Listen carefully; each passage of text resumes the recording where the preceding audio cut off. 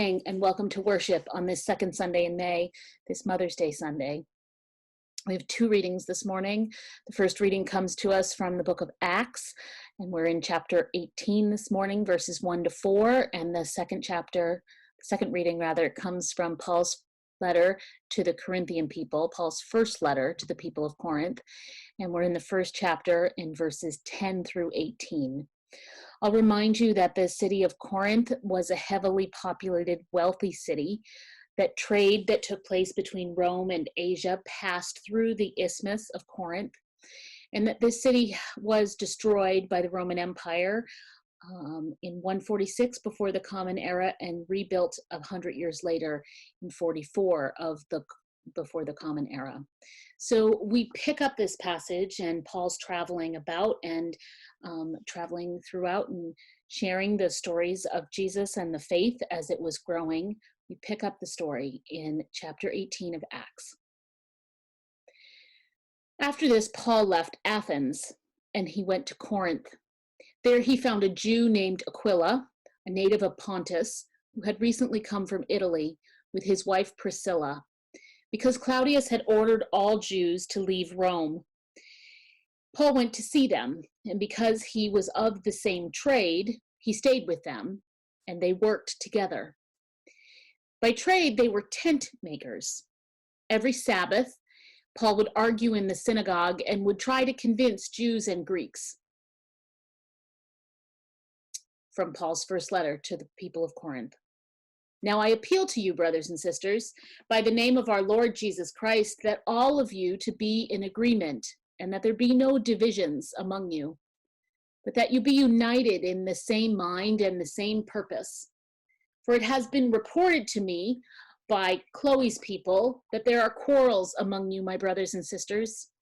What I mean is that each of you says, I belong to Paul, or I belong to Apollos, or I belong to Cephas, or I belong to Christ. Has Christ been divided? Was Paul crucified for you, or were you baptized in the name of Paul? I thank God that I baptized none of you except Crispus and Gaius, so that no one can say you were baptized in my name.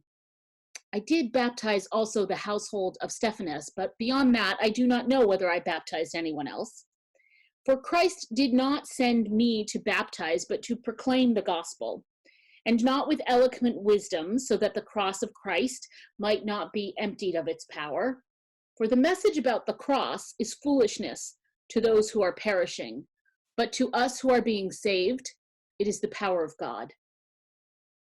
Here ends our reading this morning. May God indeed add blessing to the reading of these words. Would you join me in the spirit of prayer?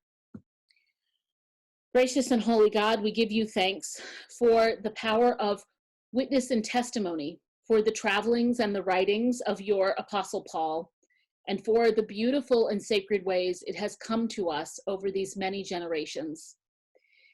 May it plant new seeds of harmony and unity in our faith and in our world this Sunday. May it help us to see that you indeed unite us in all things, and that we are united in you through all things. That the meditations of my heart and the words on my lips might be pleasing and acceptable in your sight, my Savior and Redeemer. Amen. So I was reminded of a beautiful parable this week. I was reminded of the parable of the long spoons. I've put a little clip in the email that came out with the worship link this morning. If you refer to the email that I sent out to the congregation, there are a couple links. I'm always worried that you don't actually click on the links that I give you. As you saw in last week's video, they don't translate as well when I share them with you, recorded and then recorded again. We lose the audio beauty. So there are two links that I really hope you'll see this week. This first one is about the parable of the long spoons. It goes like this. One day a man said to God, God, I would like to know what heaven and hell are like. So God showed the man two doors. Inside the first one, in the middle of the room, was a large, round table with a large pot of vegetable stew. It smelled delicious. It made the man's mouth water. But the people sitting around the table were thin and sickly. They appeared to be famished.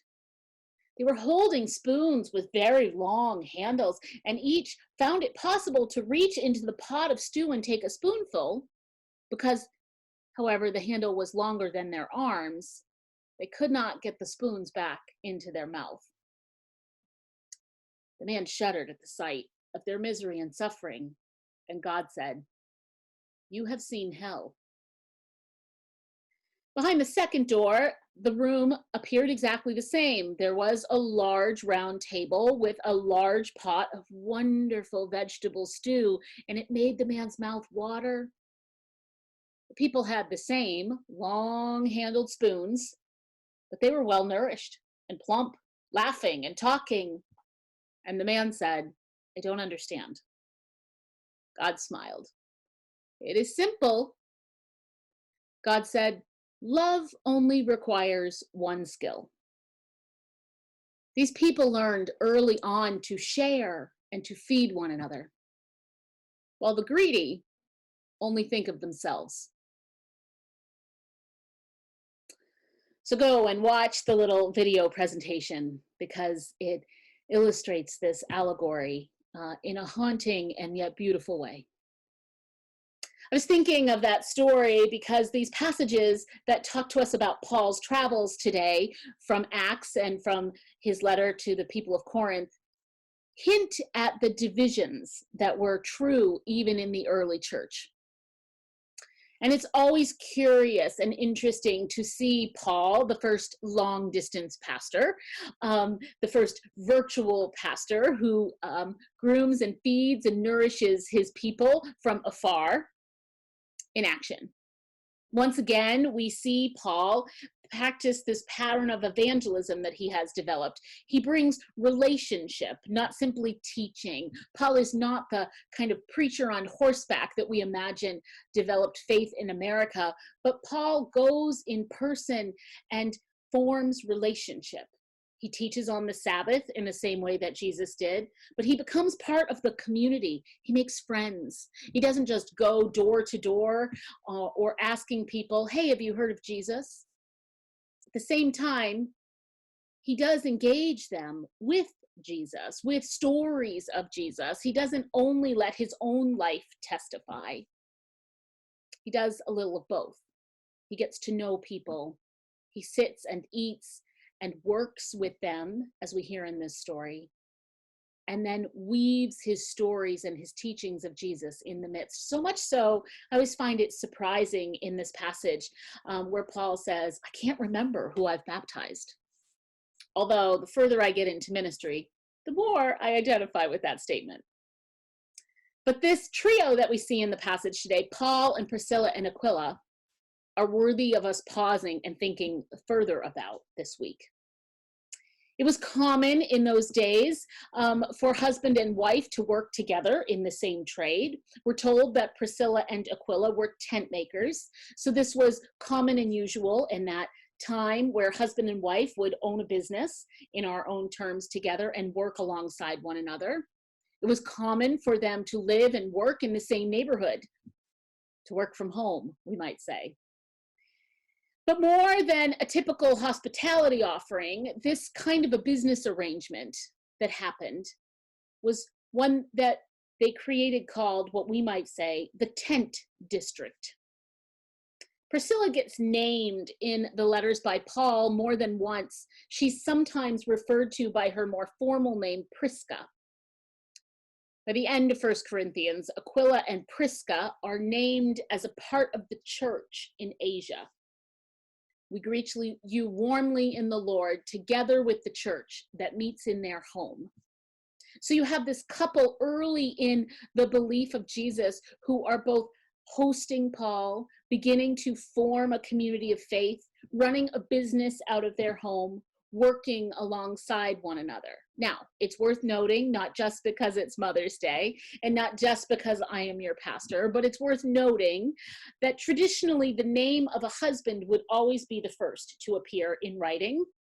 But out of the 6 times this particular couple is mentioned in Paul's writings, 3 of those times, so half of those times, Priscilla gets named first.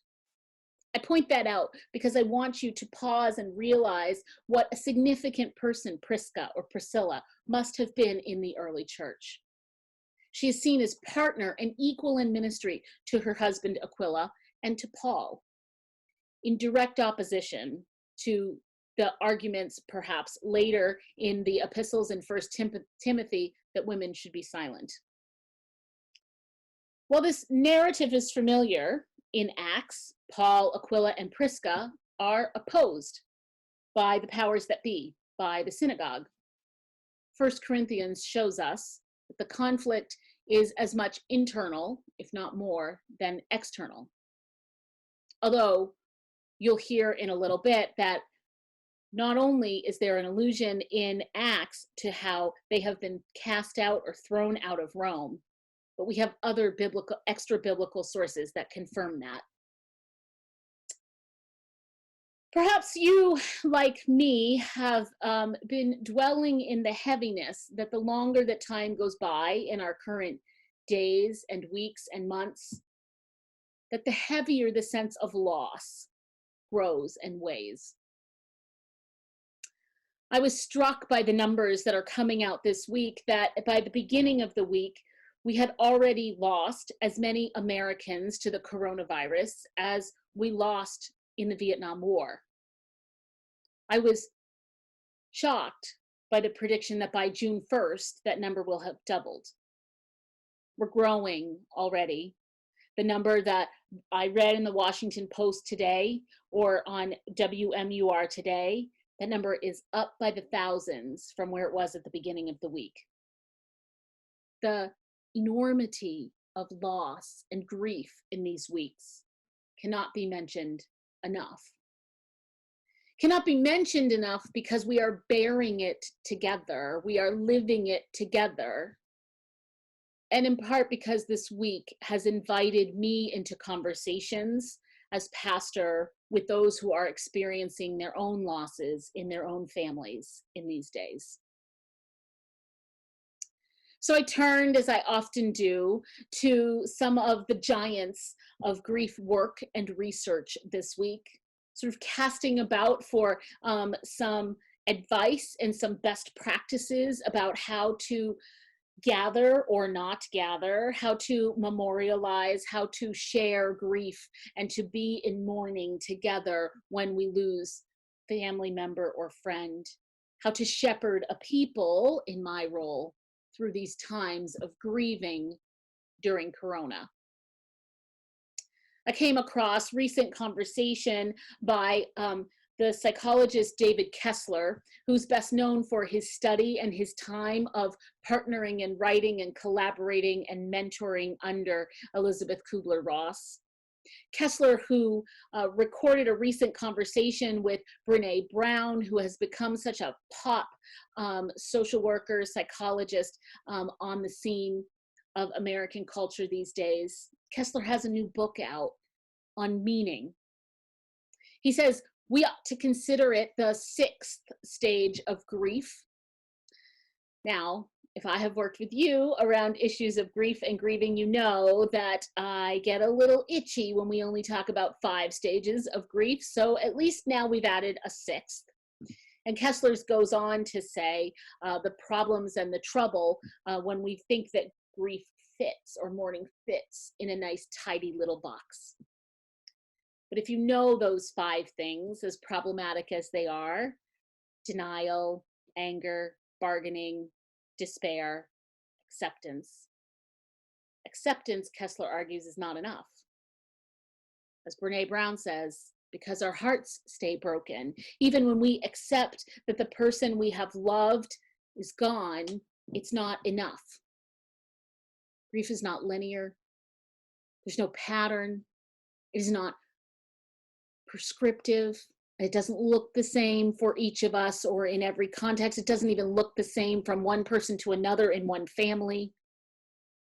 Kessler says it was never meant to be prescriptive. The stages that Kubler-Ross spelled out and articulated for us We're supposed to help describe, to scaffold what an experience of mourning looks like. So we sit in these days of after. We're beginning to see that life will not return to normal, at least the normal we used to have, that we have moved through some moment that can't be undone, that whatever tomorrow will bring, whatever resurrection tomorrow will bring, will not be like yesterday.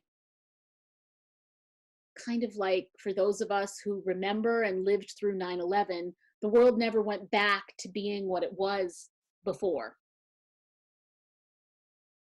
Do you remember what it was like to move through an airport before September 11th? As opposed to what it's like now? Well, I shouldn't say now. I mean, as opposed to what it was like before now. Because we're moving through something that enormous again. The world that we were accustomed to has gone, and we cannot get it back. And so the heaviness, the collective loss, not just of the individual beautiful people that we have known and loved, but the collective loss of the world that we all lived in before the pandemic. We didn't know what we had until it was gone. The good news is this will not last. There will be some end to this. I don't know what it is or when it is. I've spent a lot of time in these last couple of weeks trying to imagine, at least in our little circle of the world, when that end will be. When will the new normal begin? I don't know. And I don't know in part because of the particularities of who we are as a people who live and reside and worship and make our home in a town that is flooded by seasonal visitors and seasonal residents who come from many other places. We are in a particular moment of increasing risk with each week that goes by, every day closer to summer that we get. And for that, I both celebrate and rejoice, but I am also abundantly cautious and aware. But we will at some point move beyond this darkness, this loneliness, this isolated moment will not persist forever. But here and now, I have heard you tell me just in these last 7 days of what it feels like to have lost physical connection to one another, what it feels like to be able to, with increasing day, count the last time there was physical touch from an outside person, or for those of us who live alone, from someone beyond the walls of the homes we live in. The loss of what it means and has meant to gather for meals or worship, or 2 Adirondack chairs on a deck. My friends, we don't have enough time to catalog all of the things that we have lost and that have changed. And some of it, as I have said over these last weeks, some of it's not bad. Some of the things that we have lost, I was recounting. I have not been late to a meeting in weeks. Those of you that have sat on committees with me and met with me know that is a rare and remarkable thing, for I am always late. I have not been late to anything since March 8th. Not bad. Though I do seem somehow to still be getting double booked. Amazing how I can still have 2 things trying to happen at the same time on my calendar. But we have lost an enormous amount of things and people and ways of being, more than we could count, more than we can name, though we should name it. We should name it together so that we can witness it together. If we don't name it, we can't feel it. We have to name it for what it is, even though we are all in the grieving and the messiness together. This thing, this thing about loss is that the worst loss is always your own. The worst loss is always my own, and for you, it's your own. And we get in trouble because we have this terrible human tendency to compare our own suffering, to compare our own reacting, to compare our own grieving. Reminds me of the second part of the passage today, the passage that comes from 1 Corinthians, the passage of Paul's letter to the people of Corinth. You know, so often I have heard others sort of longingly say, oh, if we could only be like it was in the early days of church, if we could only be like the early church. We reveal how little we know about the early church when we say things like that. For this passage from 1 Corinthians offers an important counterpoint. Corinthians talks about the divisions and the arguments that are already happening in the early church. We know that Jews were expelled from Rome during Claudius's reign as emperor. And then a couple short years later, Nero revokes the expulsion. So you'll see later in the letters that Paul will refer to to Aquila and Prisca coming back to Rome. They get thrown out and then they are welcomed back. The stakes were real and high in the days of the early church. Division and controversy were very much present. In confirmation class this week, I was talking with our students about denominations. What is a denomination? What is the 40-minute version of the history of the church? When did we go from being one church to the splintered fraction that we are?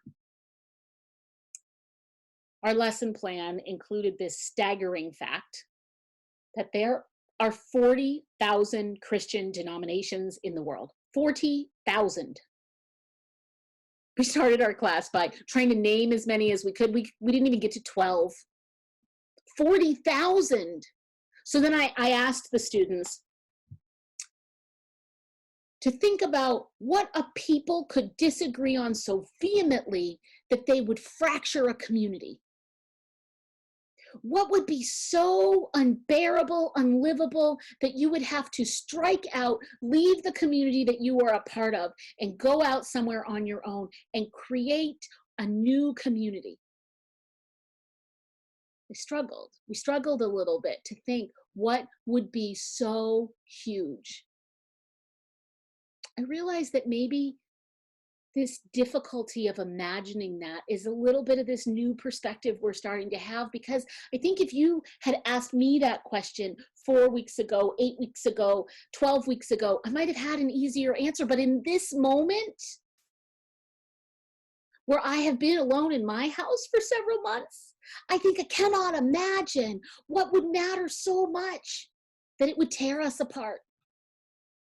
Back to the basics as we are. Kessler says, judgment demands punishment. That when we have a tendency to judge one another, we punish the other person with our judgment, and then often we feel bad about the fact that we have been so judgy. And so then we judge ourselves and we punish ourselves for being judgmental. It's a terrible, vicious cycle. Judgment demands punishment. Oh my goodness, my friends, we are terrible about judging even the ways that we grieve. You heard me do it a couple minutes ago as I judged the people who like to keep grief neat and tidy in 5 stages that move along the spectrum. In this moment, we are judging people left and right. It's happening in conversations, it's happening in social media streams and in articles and on news reports. We are both shaming people for not wearing a mask and shaming people for wearing a mask. We are judging people who are protesting, and we are judging people who are standing in line at the Yum Yum shop downtown, while we are judging people who are not standing in line and who are not leaving their homes. We are judging one another, I might say, in the context of this week, about how we are grieving. My friends, even those of us that are walking around as if life is what it is, are grieving. Elizabeth Kubler-Ross might say it's evidence of denial. We are inextricably all in this together.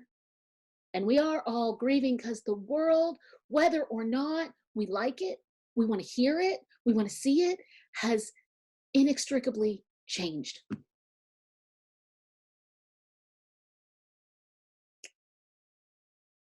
How do we make meaning in the midst of this? The meaning, for those of you intimately familiar with grieving, is not in the death or the loss. It's absurd to ask someone, so what did you find of meaning in your spouse's death? It's absurd to ask a parent, what did it mean for you to have your child die? It's absurd to ask a child, what did it mean for you to have your parent die? And nevertheless, clinging to some meaning is what we as humans must do and need in order to keep living. But the meaning can't be in the death. The meaning has to be in us. It is in what we do after the death, after the loss, after the pandemic, after the terrorist attack. It's the gratitude about having had the person in your life in the first place, not the gratitude for the trauma or the death. The meaning. So, you know, I'm a ridiculously impassionate lover of poetry. Kwame Alexander is the poet laureate of NPR, National Public Radio. And he's done this cool thing over these last weeks. He has invited folks from all over the country to help write a community poem. This is a new sort of poetry technique that's been happening over these last years, where a poet takes a line, borrows a line from another poet's poem, and then writes a whole new poem from it. So Alexander takes both that technique and this technique of kind of communal storytelling, communal poetry writing. Alexander takes a line from Nancy Durham's poem, "If the trees can keep dancing, so can I," is the name of this community poem. And the line that Alexander threw out to the world was, "What I'm learning about grief." So let me share with you, and I'll link in the email as well, the written version. Let me share with you this beautiful poem that comes to us, first from Nancy Durham, then through Kwame Alexander, and through the honest and the creativity of more than a dozen people across this nation of ours, about what they're learning of meaning in this moment. What I'm learning about grief is that it sits in the space between laughs. It comes in the dark, steals the warmth from the bed covers, threads sleep with thin tendrils, is hauntingly familiar song, yet I can't remember the words. What I'm learning about grief is that it rolls like a heavy mist, settles into the crevices, lingers on the skin, visits and then visits again, lurking under my chair, and when I'm not watching, reaches out her tiny claws and bats my ankles. Grief sneaks up on you. You find yourself on your couch with a well of rage, living in the pit of your stomach and nowhere for it to go, and it chokes you. What I'm learning about grief is that it can come like a whisper or storm through louder as thunder.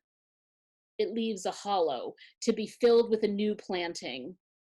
And when you wake for another day that feels oddly the same as the last, it crawls right back into your lap, an ocean of tears. So you vary the crawl with the butterfly, the backstroke, with the breaststroke, and at some point, drowning is no longer an option. What I'm learning about grief is that it is a language. Suffering is its own speech. It will not go away just because you won't look it in the eye. He rides shotgun when you go by old familiar places. Eventually, you will get closer and he will say, see, it's not so bad. I got your back. This pandemic, this tragedy, this fulcrum of life is a shovel, unearthing secrets we wish would stay buried. I learn that I am ashamed. I love solitude. Hard times call for soft people. There is softness in stillness, in staying home, in distractions deleted, in a togetherness that stretches great distance. What I'm learning about grief is not found in mint leaves, floating in a glass of tears boiled thrice over. It is an acquired taste which we never crave. It likes nachos, staying up late, watching Scandinavian murder shows, sleeping in and eating cake for breakfast. It drips like water. It gets in everywhere. Through the small, unseen fissures in the ceiling, you can ignore it like dust. Just keep yourself too busy with laundry and living. Grief shows up unannounced. Like when your husband tells you last October that he's never loved you and wants permission to leave. So you burrow the ache into carefully guarded well and wonder if that means the memories have to go there too. What I'm learning about grief is that it can turn you into someone you don't want to be. It can help you become someone you never thought you could be. That it transcends color or race, religion or gender. Is that it's an old lover that won't leave, trying to hold your hand again. That it aches in the arches of feet, that its mother is loss, its father change. Make room for it. Is that tiny losses add up. The missed first party my son was to attend, the school days he yearns for with his friends. I tell him it will be over soon. What I'm learning about grief, I learned a long time ago. Knead grief as you would bread. Weave grief as you would thread. There is no vaccine against it. We can't develop antibodies against it. It is something I have and something you have, but in these times, it is something we have. It is anger and denial.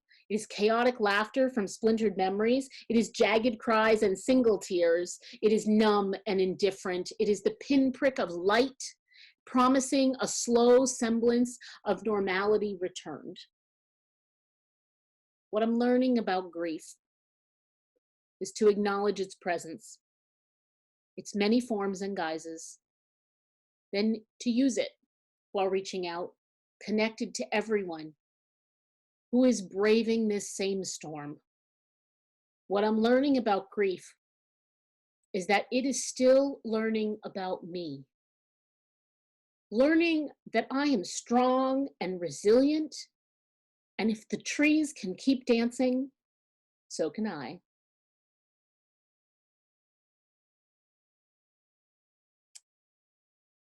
My friends, it might be too soon to make meaning of this tragedy that we're in. We cannot jump over the grief and the pain.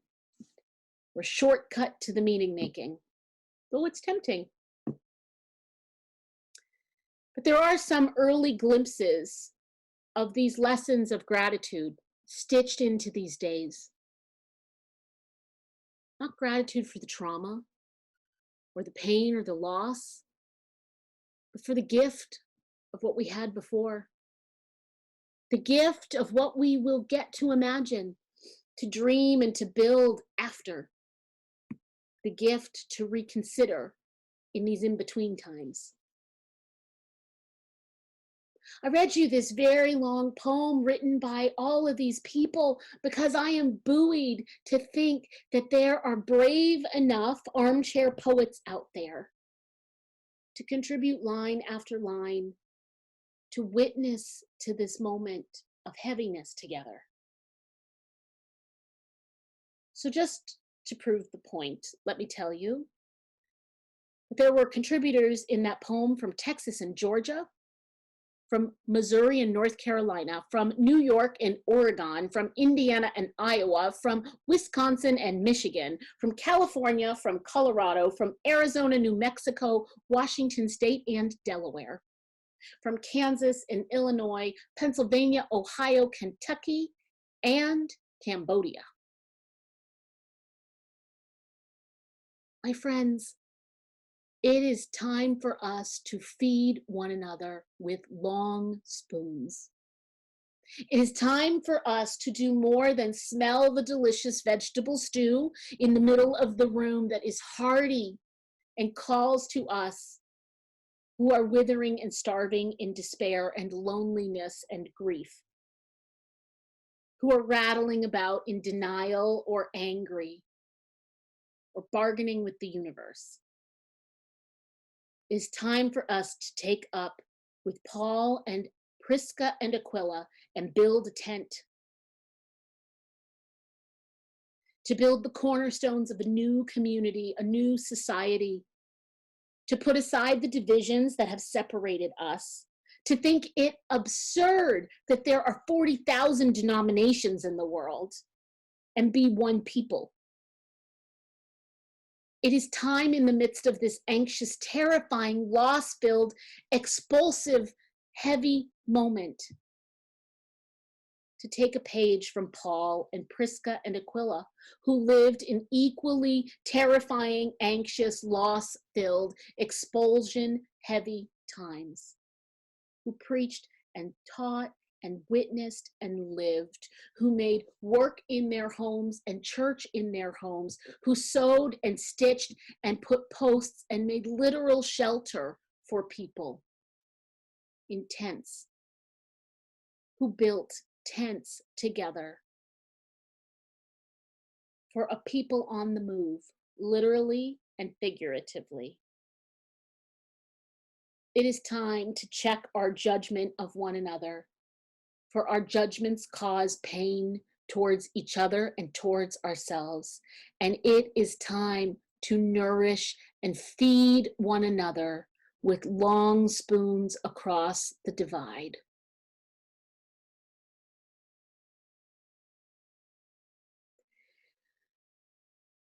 For me, my offering of sustenance to you is in music this day.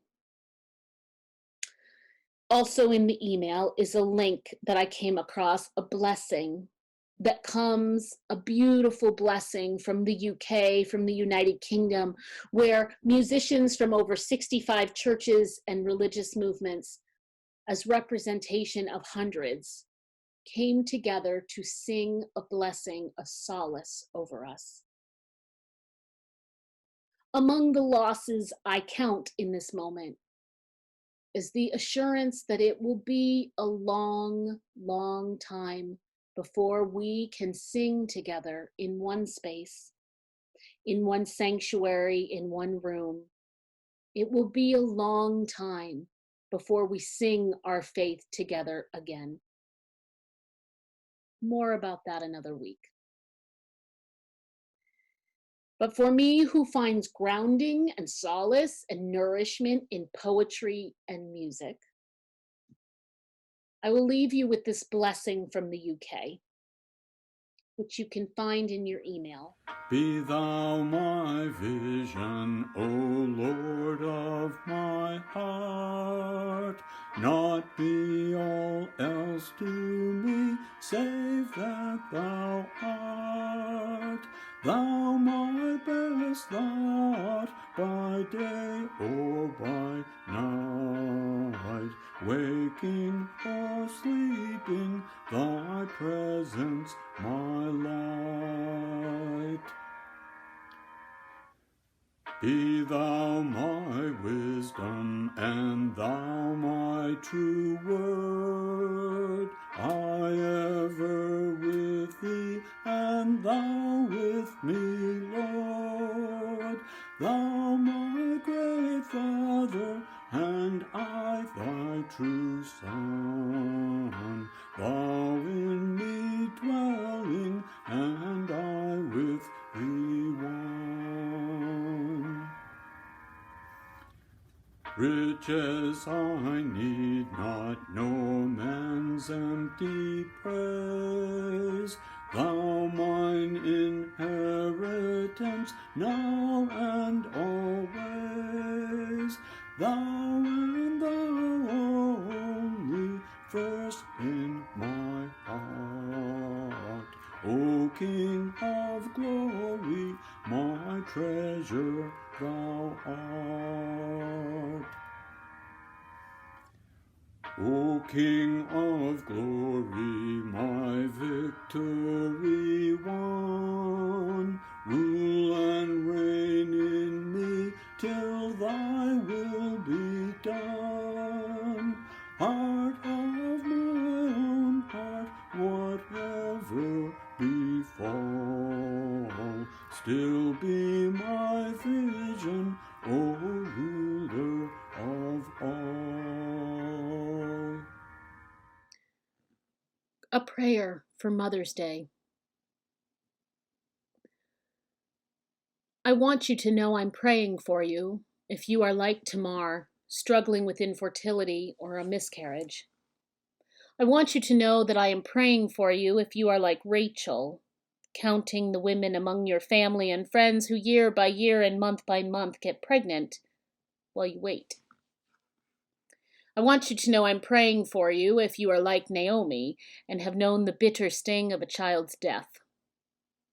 I want you to know I am praying for you if you are like Joseph and Benjamin and your mom has died. I want you to know that I am praying for you if your relationship with your mom was marked by trauma, abuse, or abandonment, or she just couldn't parent you the way you needed. I want you to know I am praying for you if you've ever been like Moses' mother and put up a child for adoption, trusting another family to love your child into adulthood. I want you to know I am praying for you if you've been like Pharaoh's daughter, called to love children who are not yours by birth, and thus the mother who brought that child into your life, even if it's complicated. I want you to know I am praying for you if you, like many, are watching or have watched your mother age and disappear into the long goodbye of dementia. I want you to know that I am praying for you if you, like Mary, are pregnant for the very first time and waiting breathlessly